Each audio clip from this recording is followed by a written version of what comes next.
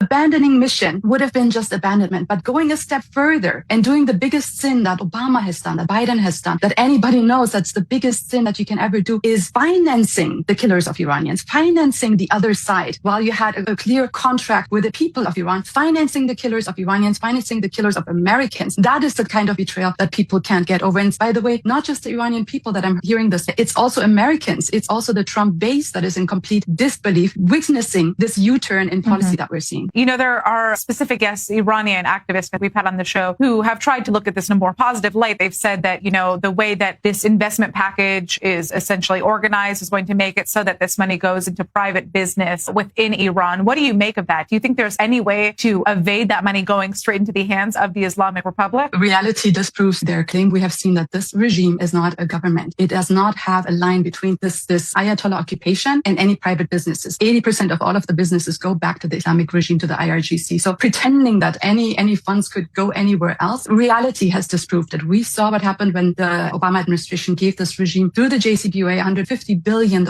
They invested in Hamas, they invested in Hezbollah, they invested in killing the Iranian people. That is their biggest enemy, is inside of the country. The Iranian people are not the same as this regime. They will revolt again. They will not stop, even though there is a contract with whatever international leaders want to do with this Islamic regime. The war between the Iranian people and the Ayatollah occupation will continue. So there is no way to stop this regime from trying to kill the Iranian people. They will try to murder as many as they can. They showed it in January. 40,000 plus Iranians have been massacred within 2 days. They will be emboldened more to do that with money in their hands, with legitimacy from the international community. Giselle, you know, quick answer here because we're going to be going out for a commercial break. But is there any scenario in which we could see Iranians rise up and protest once again, given the fact that the Islamic Republic and its strength has been damaged in these military strikes, even if not on a very serious, wide scale? Iranians will not forget that their brothers and sisters has just been massacred, just like I cannot forget what they did to my father. There will be uprisings. There will be a revolution. This regime is so crippled right now. It will be brought down. That is why it's very important that we're not forgetting where this all started. It didn't start with Epicurus. It started with millions of Iranians taking to the streets, not for economic grievances, but to reclaim their country. And the international community has a duty to stand with people who have just been genocided. That's why we have the United Nations. That's why we have all of the international laws. So we have a duty to keep the Iranian people safe. As per usual, Giselle, a pleasure having you with us. Thank you so much. We're going out for a quick commercial break.